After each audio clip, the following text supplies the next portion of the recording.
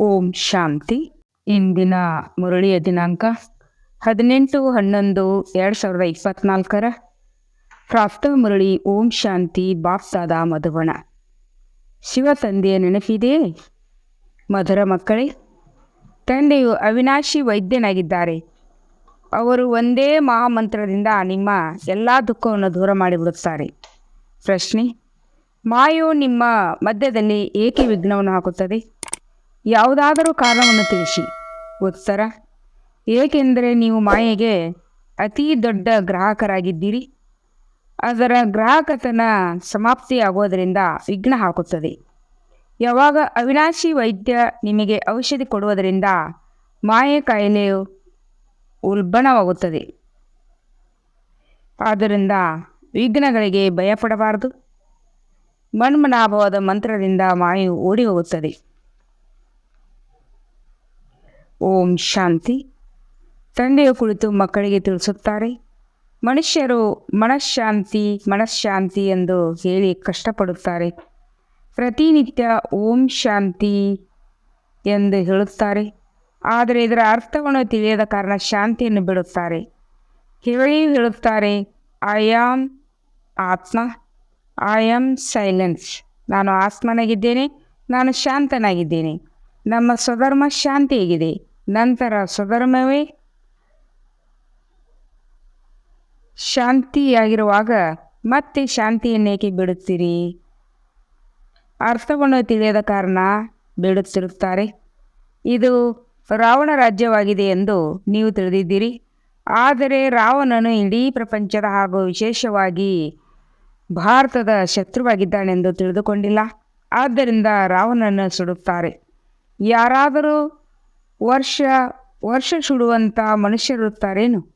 ಹಾಗೂ ಜನ್ಮಾಂತರ ಕಲ್ಪಾಂತರ ಇವನನ್ನು ಸುಡುತ್ತಾ ಬಂದಿದ್ದೀರಿ. ಏಕೆಂದರೆ ನಿಮ್ಮ ಶತ್ರು ಅತಿ ದೊಡ್ಡವನಾಗಿದ್ದಾನೆ. ಪಂಚವಿಕಾರಗಳಲ್ಲಿ ಎಲ್ಲರೂ ಸಿಕ್ಕಿಕೊಳ್ಳುತ್ತಾರೆ. ಜನ್ಮವೇ ಭ್ರಷ್ಟಾಚಾರದಿಂದ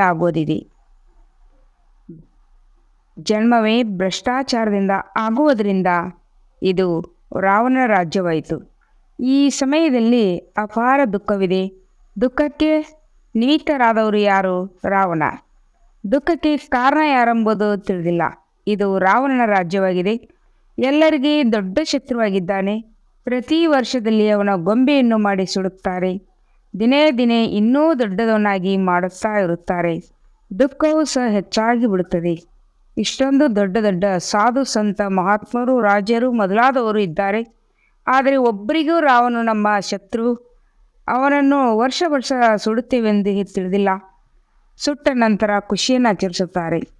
ರಾವಣನು ಸತ್ತನು, ನಾವು ಲಂಕೆಯ ಮಾಲೀಕರಾಗುತ್ತೇವೆಂದು ತಿಳಿಯುತ್ತಾರೆ. ಆದರೆ ಯಾರೂ ಸಹ ಮಾಲೀಕರಾಗೋದಿಲ್ಲ. ಎಷ್ಟೊಂದು ಹಣವನ್ನು ಖರ್ಚು ಮಾಡುತ್ತಾರೆ.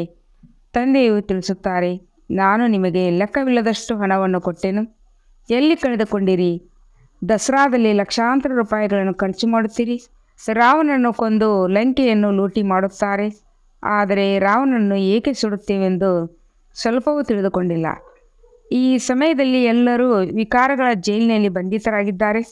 ಅರ್ಧಕಲ್ಪ ರಾವಣನನ್ನು ಸುಡುತ್ತಾರೆ, ಏಕೆಂದರೆ ದುಃಖಿಯಾಗಿದ್ದೇವೆ. ರಾವಣನ ರಾಜ್ಯದಲ್ಲಿ ನಾವು ಬಹಳ ದುಃಖಿಯಾಗಿದ್ದೇವೆಂದು ತಿಳಿಯುತ್ತಾರೆ. ಆದರೆ ಸತ್ಯಯುಗದಲ್ಲಿ ಈ ಪಂಚವಿಕಾರಗಳು ಇರುವುದಿಲ್ಲವೆಂದು ತಿಳಿದುಕೊಂಡಿಲ್ಲ. ಅಲ್ಲಿ ರಾವಣ ಮೊದಲಾದವರನ್ನು ಸುಡುವುದಿಲ್ಲ.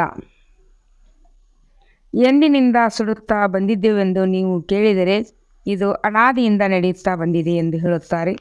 ರಕ್ಷಾಬಂಧನವು ಯಾವಾಗಿನಿಂದ ಪ್ರಾರಂಭವಾಯಿತು? ಅನಾದಿಯಿಂದ ಪ್ರಾರಂಭವಾಯಿತು. ಇವೆಲ್ಲ ಮಾತುಗಳು ತಿಳಿದುಕೊಳ್ಳುವಂಥದ್ದಾಗಿದೆ. ಮನುಷ್ಯರ ಬುದ್ಧಿಯು ಏನಾಗಿ ಬಿಟ್ಟಿದೆ? ಪ್ರಾಣಿಯೂ ಅಲ್ಲ, ಮನುಷ್ಯರೂ ಅಲ್ಲ, ಯಾವ ಕೆಲಸಕ್ಕೂ ಬರುವುದಿಲ್ಲ. ಸ್ವರ್ಗವನ್ನಂತೂ ಅರಿತುಕೊಂಡೇ ಇಲ್ಲ. ಇದೇ ಪ್ರಪಂಚವನ್ನು ಭಗವಂತನೇ ಮಾಡಿದ್ದಾರೆಂದು ತಿಳಿದುಕೊಳ್ಳುತ್ತಾರೆ. ದುಃಖದಲ್ಲಂತೂ ಹೇ ಭಗವಂತ, ದುಃಖದಿಂದ ಬಿಡಿಸಿ ಎಂದು ಸ್ಮರಿಸುತ್ತಾರೆ. ಆದರೆ ಕಲಿಯುಗದಲ್ಲಿ ನೋಡಿ, ಸುಖವೇ ಇಲ್ಲ. ಅಗತ್ಯವಾಗಿ ದುಃಖವನ್ನಂತೂ ಭೋಗಿಸಲೇಬೇಕು, ಏಣಿಯನ್ನು ಇಳಿಯಲೇಬೇಕು. ಹೊಸ ಪ್ರಪಂಚದಿಂದ ಹಳೆಯ ಪ್ರಪಂಚದ ಅಂತ್ಯದವರೆಗಿನ ರಹಸ್ಯವನ್ನು ತಂದೆ ತಿಳಿಸುತ್ತಾರೆ. ಮಕ್ಕಳು ತಂದೆಯ ಬಳಿ ಬಂದಾಗ ತಂದೆ ಹೇಳುತ್ತಾರೆ, ಈ ಎಲ್ಲ ದುಃಖಗಳಿಗೆ ಒಂದೇ ಔಷಧಿ ಇದೆ, ಅವಿನಾಶಿ ವೈದ್ಯರಲ್ಲವೇ? 21 ಜನ್ಮಗಳಿಗಾಗಿ ಎಲ್ಲರನ್ನೂ ದುಃಖದಿಂದ ಮುಕ್ತರನ್ನಾಗಿ ಮಾಡುತ್ತಾರೆ. ಈ ವೈದ್ಯರಂತೂ ಸ್ವಯಂ ಕಾಯಿಲೆಗೊಳಗಾಗುತ್ತಾರೆ. ಇವರು ಅವಿನಾಶಿ ವೈದ್ಯರಾಗಿದ್ದಾರೆ. ಇವರು ತಿಳಿಯುತ್ತಾರೆ, ಇಲ್ಲಿ ಅಪಾರವಾದ ದುಃಖವೂ ಇದೆ, ಅಪಾರವಾದ ಸುಖವೂ ಇದೆ. ತಂದೆಯು ಅಪಾರವಾದ ಸುಖವನ್ನು ಕೊಡುತ್ತಾರೆ. ಅಲ್ಲಿ ದುಃಖದ ಹೆಸರು ಚಿಹ್ನೆಯೂ ಇರುವುದಿಲ್ಲ. ಇದು ಸುಖಿಯಾಗಲು ಔಷಧಿಯಾಗಿದೆ. ಕೇವಲ ನನ್ನನ್ನು ನೆನಪು ಮಾಡಿದಾಗ ಸತೋಪ್ರಧಾನರಾಗಿ ಎಲ್ಲ ದುಃಖವು ದೂರವಾಗಿ ಬಿಡುತ್ತದೆ. ನಂತರ ಸುಖವೇ ಸುಖವಿರುತ್ತದೆ.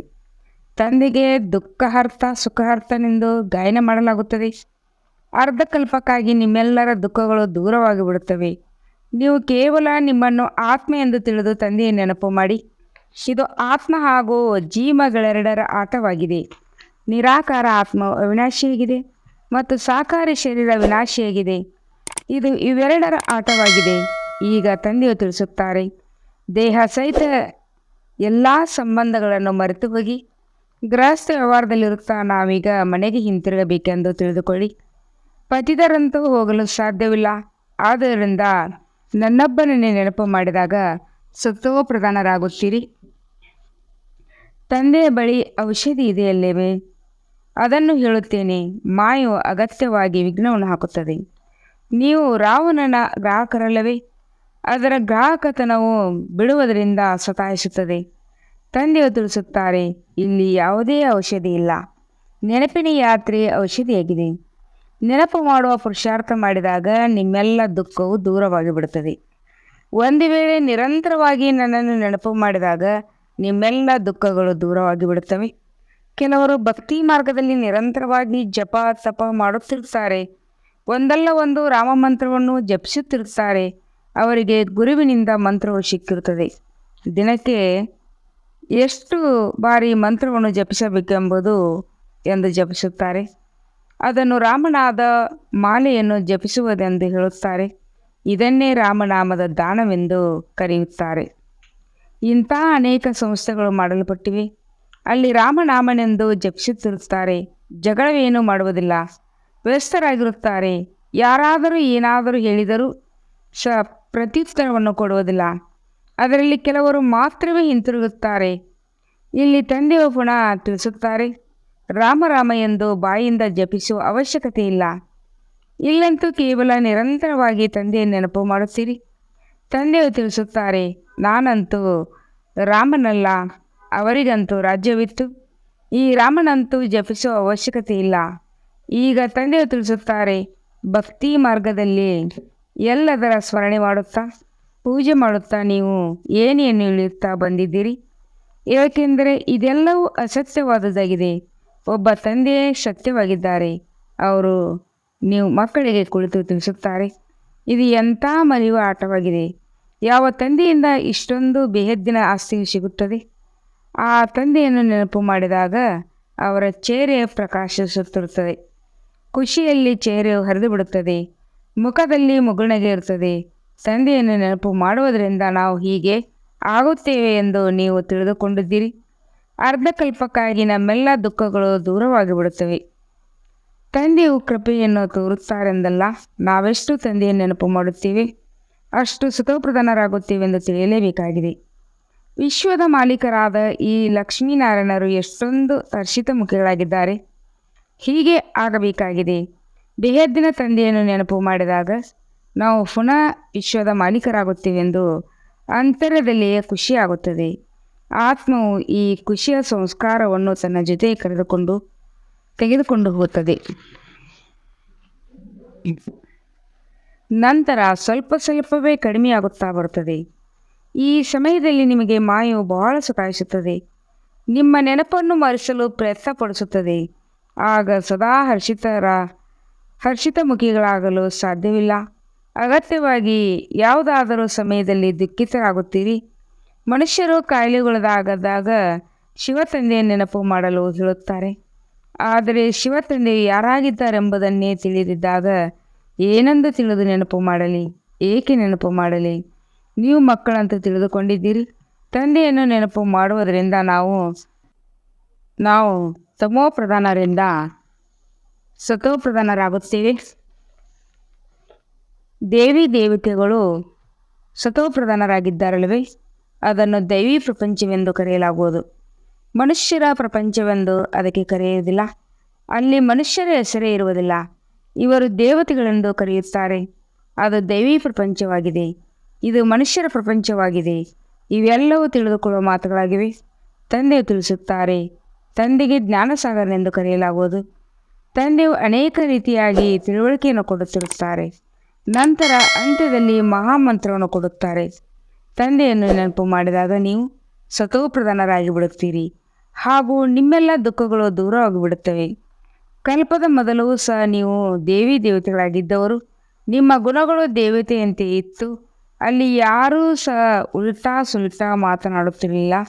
ಅಂಥ ಯಾವುದೇ ಕಾರ್ಯವಾಗುತ್ತಿರಲಿಲ್ಲ. ಅದು ದೈವಿ ಪ್ರಪಂಚ.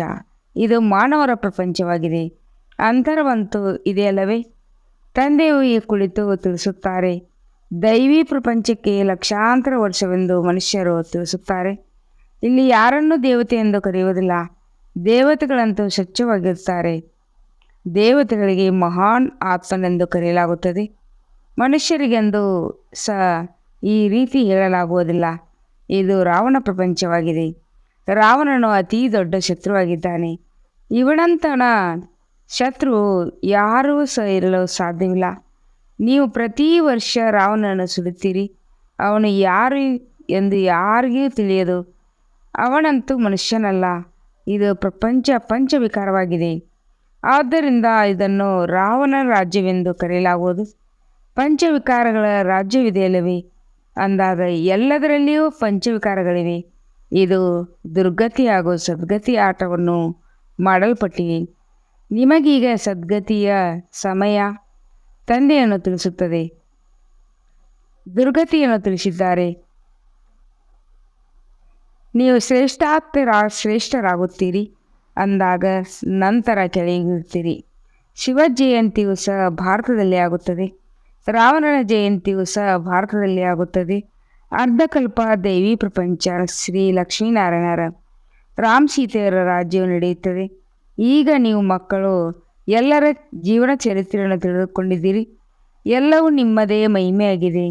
ನವರಾತ್ರಿ ಪೂಜೆ ನಿಮ್ಮದೇ ಆಗುತ್ತದೆ. ನೀವೇ ಸ್ಥಾಪನೆ ಮಾಡುತ್ತೀರಿ. ಶ್ರೀಮತದಂತೆ ನಡೆದು ನೀವು ವಿಶ್ವವನ್ನು ಪರಿವರ್ತನೆ ಮಾಡುತ್ತೀರಿ ಎಂದಾಗ ಸಂಪೂರ್ಣವಾಗಿ ಶ್ರೀಮತದಂತೆ ನಡೆಯುತ್ತಿರಲೇಬೇಕಲ್ಲವೇ. ನಂಬರ್ವಾರು ಪುರುಷಾರ್ಥನ ಮಾಡುತ್ತೀರಿ. ಸ್ಥಾಪನೆಯೂ ಆಗುತ್ತಿರುತ್ತದೆ. ಇಲ್ಲಿ ಯುದ್ಧ ಮೊದಲಾದವುಗಳು ಮಾತೇ ಇಲ್ಲ. ಇದು ಪುರುಷೋತ್ತಮ ಸಂಗಮಯುಗದ ಸಂಪೂರ್ಣ ಭಿನ್ನವಾಗಿದೆ ಎಂದು ನೀವು ತಿಳಿದುಕೊಂಡಿದ್ದೀರಿ. ಇದು ಹಳೆಯ ಪ್ರಪಂಚದ ಅಂತ್ಯ, ಹೊಸ ಪ್ರಪಂಚದ ಆದಿಯಾಗಿದೆ. ತಂದೆಯು ಹಳೆಯ ಪ್ರಪಂಚವನ್ನು ಪರಿವರ್ತನೆ ಮಾಡಲು ಬರುತ್ತಾರೆ. ನಿಮಗಂತೂ ಬಹಳ ತಿಳಿಸಿಕೊಟ್ಟಿದ್ದಾರೆ. ಆದರೆ ಬಹಳ ಮಕ್ಕಳು ತಂದೆಯನ್ನು ಮರೆತು ಹೋಗುತ್ತಾರೆ. ಭಾಷಣದ ನಂತರ ಇಂಥ ಪಾಯಿಂಟ್ ತಿಳಿಸಬೇಕಾಗುತ್ತದೆ. ಸ್ಮೃತಿಯಲ್ಲಿ ಬರುತ್ತದೆ. ಕಲ್ಪವು ಹೇಗೆ ಸ್ಥಾಪನೆಯಾಗಿತ್ತು ಅದೇ ರೀತಿಯಾಗಿ ಆಗುತ್ತದೆ. ಯಾರು ಎಂಥ ಪದವಿಯನ್ನು ಪಡೆದಿದ್ದರೋ ಅಂಥದನ್ನು ಪಡೆಯುತ್ತಾರೆ. ಎಲ್ಲರೂ ಒಂದೇ ರೀತಿಯಾದ ಪದವಿಯನ್ನು ಪಡೆಯಲು ಸಾಧ್ಯವಿಲ್ಲ. ಶ್ರೇಷ್ಠಾತಿ ಶ್ರೇಷ್ಠ ಪದವಿಯನ್ನು ಪಡೆದವರು ಇದ್ದಾರೆ. ಕನಿಷ್ಠ ಪದವಿಯನ್ನು ಪಡೆದವರು ಇದ್ದಾರೆ. ಯಾರು ಅನನ್ಯ ಮಕ್ಕಳಿದ್ದಾರೋ ಅವರು ಮುಂದುವರಿಯುತ್ತಾ ಈ ರೀತಿ ಬಹಳ ಅನುಭವ ಮಾಡುತ್ತಾರೆ. ನಾವು ಶ್ರೀಮಂತರ ಮನೆಯಲ್ಲಿ ದಾಸಿಯಾಗುತ್ತಾರೆ. ಇವರು ದೊಡ್ಡ ಶ್ರೀಮಂತರಾಗುತ್ತಾರೆ. ಯಾರು ಶ್ರೀಮಂತರಾಗುತ್ತಾರೆಯೋ ಅವರನ್ನು ಒಮ್ಮೊಮ್ಮೆ ಆಹ್ವಾನ ಮಾಡುತ್ತಾರೆ ಎಂದಾಗ ಎಲ್ಲರೂ ಆಹ್ವಾನ ಮಾಡುತ್ತಾರೇನು? ಎಲ್ಲರ ದುಃಖವನ್ನು ನೋಡುತ್ತಾರೇನು? ತಂದೆಯು ಬ್ರಹ್ಮನ ಮುಖದಿಂದ ತಿಳಿಸುತ್ತಾರೆ. ಎಲ್ಲವನ್ನೂ ಸಮ್ಮುಖದಲ್ಲಿ ನೋಡಲು ಸಾಧ್ಯವಾಗುತ್ತದೆ. ಈಗ ನೀವು ಸಮ್ಮುಖದಲ್ಲಿ ಬಂದಿದ್ದೀರಿ, ಪವಿತ್ರವಾಗಿದ್ದೀರಿ ಹಾಗೂ ಅಪವಿತ್ರ ಆಗಿರುವವರು ಇಲ್ಲಿ ಇಡೀ ಬಂದು ಕುಳಿತುಕೊಳ್ಳುವವರು ಇದ್ದಾರೆ. ಸ್ವಲ್ಪ ಕೇಳಿದರೂ ದೇವತೆಗಳಾಗಿ ಬಿಡುತ್ತಾರೆ. ಸ್ವಲ್ಪ ಕೇಳುವುದರಿಂದಲೇ ಪ್ರಭಾವ ಬೀರುತ್ತದೆ. ಇಲ್ಲಿ ಕೇಳದವರು ಅಲ್ಲಿಗೆ ಬರುವುದೇ ಇಲ್ಲ. ತಂದೆಯ ಮನ್ಮನಾಭವ ಮೂಲ ಮಾತಾಗಿದೆ ಎಂದು ಹೇಳುತ್ತಾರೆ. ಈ ಒಂದೇ ಮಂತ್ರದಿಂದ ನಿಮ್ಮೆಲ್ಲ ಮುಖಗಳು ದೂರವಾಗಿ ಬಿಡುತ್ತವೆ. ಮನ್ಮನಾಭವ ಎಂದು ತಂದೆಯು ಹೇಳುತ್ತಾರೆ. ಮಧ್ಯಾಜೀಭವ ಎಂದು ಶಿಕ್ಷಕನಾಗಿ ಹೇಳುತ್ತಾರೆ. ಇವರು ತಂದೆಯೂ ಆಗಿದ್ದಾರೆ. ಶಿಕ್ಷಕರು ಆಗಿದ್ದಾರೆ, ಗುರುವು ಸಹ ಆಗಿದ್ದಾರೆ. ಈ ಮೂವರ ನೆನಪಿನಲ್ಲಿದ್ದಾಗ ತಂದೆ ಓದಿಸುತ್ತಾರೆ. ನಂತರ ತಂದೆಯ ಜೊತೆಯಲ್ಲಿ ಕರೆದೊಯ್ಯುತ್ತಾರೆ. ಇಂಥ ತಂದೆಯನ್ನು ಎಷ್ಟೊಂದು ನೆನಪು ಮಾಡಬೇಕಾಗುತ್ತದೆ. ಭಕ್ತಿ ಮಾರ್ಗದಲ್ಲಂತೂ ತಂದೆಯನ್ನು ಯಾರೂ ತಿಳಿದುಕೊಂಡಿಲ್ಲ. ಕೇವಲ ಇವರನ್ನು ಭಗವಂತನೆಂದು ಹೇಳುತ್ತಾರೆ, ತಿಳಿಯುತ್ತಾರೆ. ನಾವೆಲ್ಲರೂ ಪರಸ್ಪರ ಸಹೋದರಾಗಿದ್ದೇವೆ. ತಂದೆಯಿಂದ ಏನು ಆಸ್ತಿ ಸಿಗುತ್ತದೆಯೋ ಅದನ್ನು ಸಹ ತಿಳಿದಿಲ್ಲ. ನಾವೀಗ ತಿಳಿದುಕೊಂಡಿದ್ದೇವೆ. ಮನುಷ್ಯರು ಒಬ್ಬರೇ ಆಗಿದ್ದಾರೆ. ನಾವೆಲ್ಲರೂ ಅವರ ಮಕ್ಕಳು, ಪರಸ್ಪರ ಸಹೋದರಾಗಿದ್ದೇವೆ. ಇದು ಬೇದಿನ ಮಾತಾಗಿದೆ. ಎಲ್ಲ ಮಕ್ಕಳಿಗೂ ಶಿಕ್ಷಕನಾಗಿ ಓದಿಸುತ್ತಾರೆ ಮತ್ತು ಎಲ್ಲರ ಲೆಕ್ಕಾಚಾರವನ್ನು ಸಮಾಪ್ತಿ ಮಾಡಿ ಮನೆಗೆ ಹಿಂತಿರುಗಿ ಕರೆದುಕೊಂಡು ಹೋಗುತ್ತಾರೆ. ಈ ಪವಿತ್ರ ಪ್ರಪಂಚದಿಂದ ಹಿಂತಿರುಗಿ ಹೋಗಬೇಕೆಂದರೆ ಹೊಸ ಪ್ರಪಂಚದಲ್ಲಿ ಬರಲು ನಿಲ್ಲಲು ಯೋಗ್ಯರನ್ನಾಗಿ ಮಾಡುತ್ತಾರೆ. ಯಾರು ಯೋಗ್ಯರಾಗುತ್ತಾರೆ ಅವರು ಸತ್ಯಯುಗದಲ್ಲಿ ಬರುತ್ತಾರೆ. ಒಳ್ಳೆಯದು. ಮಧುರಾತಿ ಮಧುರ ಅಗಲಿ ಮರಳಿ ಸಿಕ್ಕಿರುವಂಥ ಮಕ್ಕಳ ಪ್ರೀತಿಯ ಮಾತ್ಪೀತ ಬಾಪ್ಸದರ ನೆನಪು, ಪ್ರೀತಿ ಹಾಗೂ ಸುಪ್ರಭಾತ. ಆತ್ಮೀಯ ಮಕ್ಕಳಿಗೆ ಆತ್ಮಿಕ ತಂದೆಯ ನಮಸ್ತೆ. हम रूहानी बच्चों की रूहानी बाप दादा को याद प्यार और गुड मॉर्निंग से नमस्ते नमस्ते. शुक्रिया बाबा शुक्रिया, ವಹ ಬಾಬಾ ವಹ. ಧಾರಣೆಗಾಗಿ ಮುಖ್ಯ ಸಾರ. ತಮ್ಮ ಸ್ಥಿತಿಯನ್ನು ಸದಾ ಏಕರಸ ಹಾಗೂ ಹರ್ಷಿತವನ್ನಾಗಿ ಮಾಡಿಕೊಳ್ಳಲು ತಂದೆ, ಶಿಕ್ಷಕ, ಸದ್ಗುರು ಈ ಮೂವರನ್ನು ನೆನಪು ಮಾಡಬೇಕು. ತಮ್ಮ ಸ್ಥಿತಿಯನ್ನು ಸದಾ ಏಕರಸ ಹಾಗೂ ಹರ್ಷಿತ ಮುಖವನ್ನಾಗಿ ಮಾಡಿಕೊಳ್ಳಲು ಒಬ್ಬ ತಂದೆ, ಶಿಕ್ಷಕ, ಸದ್ಗುರು ಆಗಿದ್ದಾರೆ. ಈ ಮೂವರು ನೆನಪು ಮಾಡಬೇಕು. ಖುಷಿಯ ಸಂಸ್ಕಾರವನ್ನು ಇಲ್ಲಿಂದಲೇ ತುಂಬಿಕೊಳ್ಳುತ್ತೇವೆ. ಖುಷಿಯ ಸಂಸ್ಕಾರವನ್ನು ಇಲ್ಲಿಂದಲೇ ತುಂಬಿಕೊಳ್ಳಬೇಕು. ಆಸ್ತಿಯ ಖುಷಿಯಿಂದ, ಚೇರಿಯಿಂದ ಸದಾ ಹೊಳೆಯುತ್ತಿರಲಿ. 2ನೇ ಪಾಯಿಂಟ್, ಶ್ರೀಮತದಂತೆ ಇಡೀ ವಿಶ್ವವನ್ನು ಪರಿವರ್ತನೆ ಮಾಡುವ ಸೇವೆ ಮಾಡಬೇಕು. ಪಂಚವಿಕಾರಗಳಲ್ಲಿ ಸಿಕ್ಕಿಕೊಂಡವರನ್ನು ಬಿಡಿಸಬೇಕು. ತಮ್ಮ ಸ್ವಧರ್ಮದ ಅರಿವನ್ನು ಮಾಡಿಸಬೇಕು, ತಿಳಿಸಬೇಕು. ವರದಾನ: ಸರ್ವರ ಪ್ರತಿ ತಮ್ಮ ಪ್ರೀತಿಯ ದೃಷ್ಟಿ ಮತ್ತು ಧಾರಣೆ ಇರುವಂಥವರು ಸರ್ವರಿಗೂ ಪ್ರಿಯ ಪರಿಷ್ಠಾಭವ.